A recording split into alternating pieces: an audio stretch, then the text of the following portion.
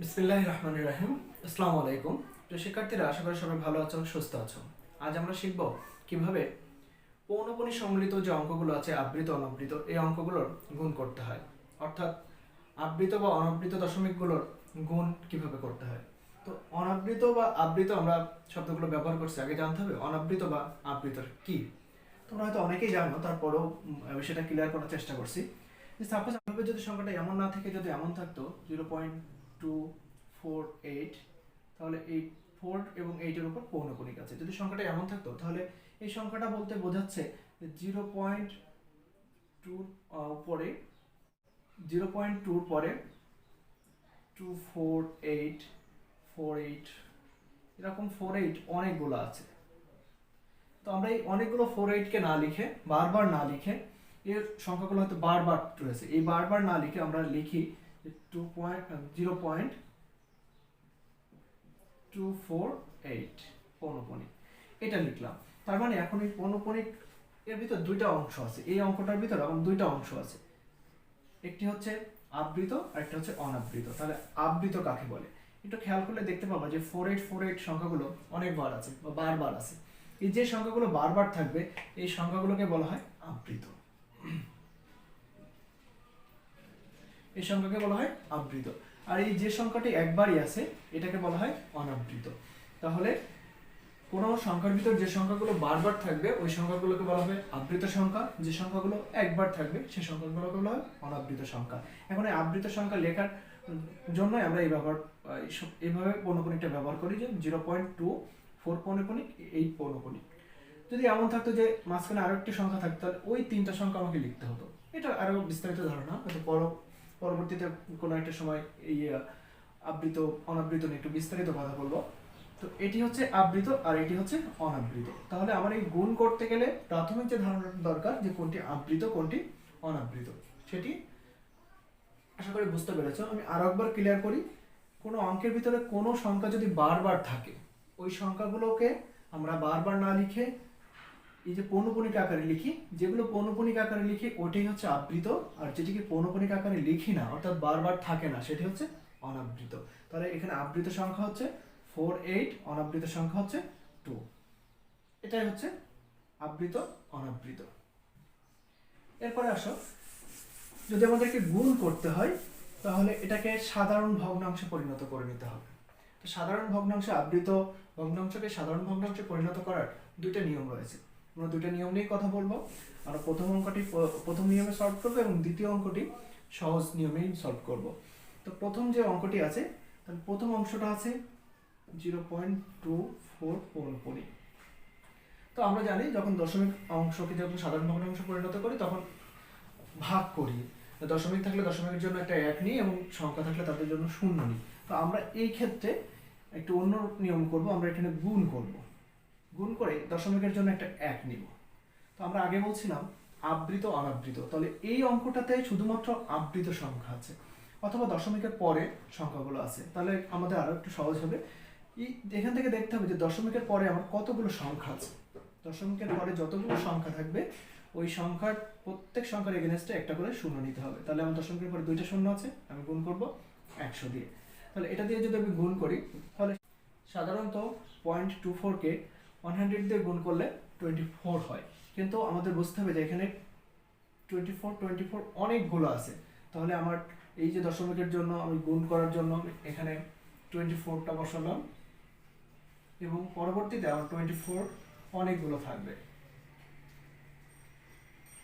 এটা একটা সহজ নিয়ম আছে যেটা হয়তো পরবর্তীতে কোনো সময় শেখানোর চেষ্টা করব।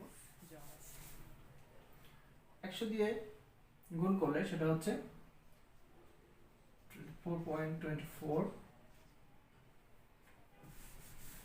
যখন আমি এটা দিয়ে গুণ করতেছি তখন আমার রেজাল্ট আসছে 242424 আরো এরকম। এখন পরবর্তীতে আমার আরো একটি গুণ করতে হবে, সেটি কি 0.24 পৌনঃপুনিক এটা। এখন যখন আমি গুণ করব তখন আমি দেখব যে দশমিকের জন্য অবভিয়াসলি একটা 1 দিয়ে গুণ করব এবং আমি দেখব যে অনাবৃত কোনো সংখ্যা আছে কিনা। যদি দশমিকের পরে অনাবৃত সংখ্যা থেকে থাকে তাহলে প্রত্যেক অনাবৃতের জন্য একটা করে শূন্য নিতে হবে, যদি না থেকে থাকে তাহলে কিছুই নেওয়ার দরকার নেই। তাহলে আমার এটাকে দাঁড়াচ্ছে দশমিকের জন্য 1, যেহেতু অনাবৃত কোনো সংখ্যা নেই তাহলে কোনো কিছু দিয়ে গুণ করবো না, শুধু 1 দিয়ে গুণ করব। এটা যদি আমরা গুণ করি তাহলে রেজাল্ট আসবে 2424, কারণ এটা যেহেতু পূর্ণপরিক সমৃদ্ধ অঙ্ক। এখন এটি করার পরে আমাকে বিয়োগ করতে হবে, তো আমি লম্বা একটা দাগ দিয়ে এটাকে বিয়োগ করার চেষ্টা করব।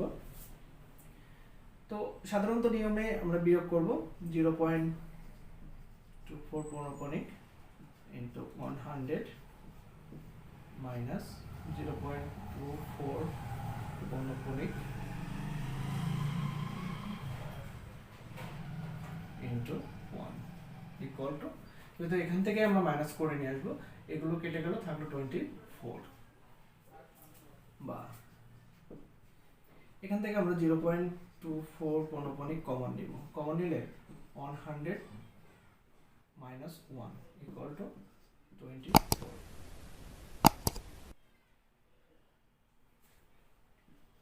বা 0.24 পৌনঃপুনিক 99 ইকুয়াল টু 24, বা 0.24 পৌনঃপুনিক ইকুয়াল টু 24, বা 0.24 ইকুয়াল টু, তাহলে এটাকে কাটলে আসছে 3 × 24, তাহলে আমরা এটির মান পেয়ে গেলাম। তো এটির মানটা আমরা রাখবো, তাহলে 0.2 পৌনঃপুনিক 4 পৌনঃপুনিকের মান হচ্ছে 8/33। এখন ঠিক একইভাবে আমরা 0.3 পৌনঃপুনিকের মানটা বের করে নিব। পার্ট যেটা আছে সেটা হচ্ছে 0.3, এটিকে সাধারণ ভগ্নাংশে পরিণত করব, 0.3 পৌনঃপুনিককে সাধারণ ভগ্নাংশে পরিণত করে নিব। ঠিক একইভাবে 0.3 পৌনঃপুনিক গুণ, যেহেতু দশমিকের জন্য একটি 1, 3 জন্য একটি 0, তাহলে যদি আমি এটা দিয়ে গুণ করি তাহলে আমি সেখানে পাবো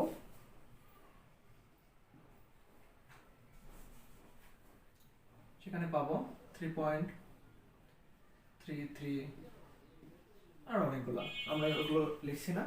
পরবর্তীতে আবার আমি গুণ করব 0.3 দিয়ে, তাহলে এইখানে যেহেতু কোনো অনাবৃত সংখ্যা নেই 1 দিয়ে গুণ করব, তাহলে এটার গুণ রেজাল্ট আসবে 0.3333।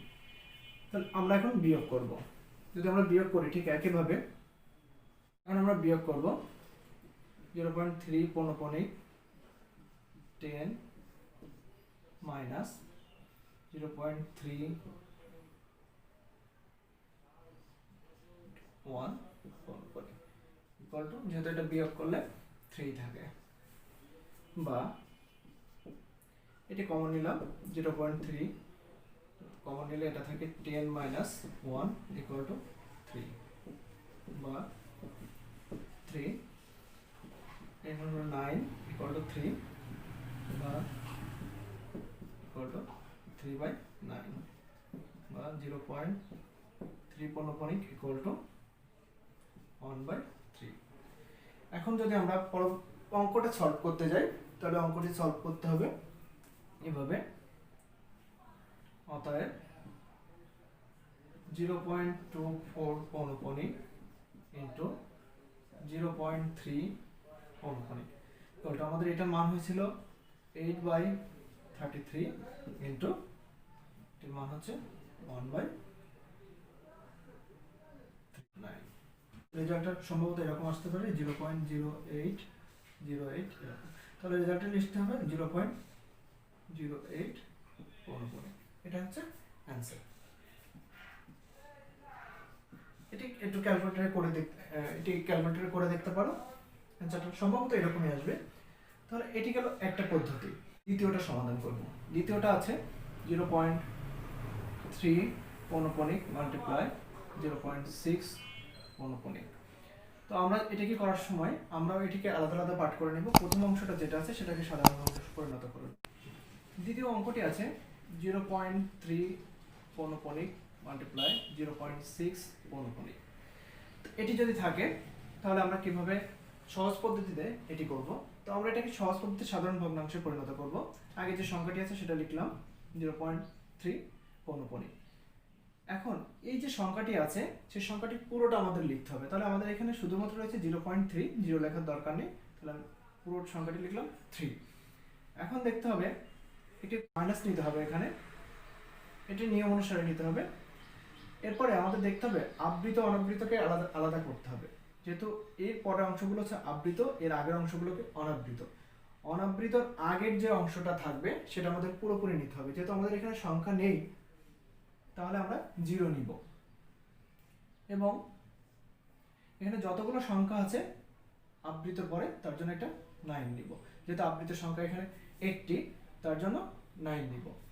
ইকুয়াল টু, আমরা যদি এখন ভাগ করি তাহলে 3/9 1/3।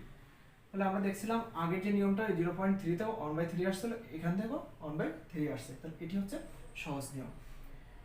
আমরা দেখি 0.6 পৌনঃপুনিক, তাহলে 6টা বসলো মাইনাস, যেহেতু এর আগে কোনো অনাবৃত সংখ্যা নেই তাই 0 বাই, যেহেতু একটি সংখ্যায় আবৃত তাহলে 9 ইকুয়াল টু 6/9 ইকুয়াল টু 2/3। অতএব 0.3 পৌনঃপুনিক ইন্টু 0.6 পৌনঃপুনিক ইকুয়াল টু 0.3 পৌনঃপুনিকের মান 1/3 ইন্টু 0.6 পৌনঃপুনিকের মান 2/3। 0.6 পৌনঃপুনিকের মান 2/3। তাহলে এই দুটো যদি আমরা গুণ করি তাহলে আসে 2/9। এটাকে ভাগ করলে 0.222 এরকম আসতেই থাকবে। তাহলে আমরা এটাকে লিখব 0.2 পৌনঃপুনিক, অর্থাৎ 0 পয়েন্টের পরে অনেকগুলো 2 আছে। এটাই হচ্ছে অ্যান্সার এবং এটি হচ্ছে সহজ নিয়ম।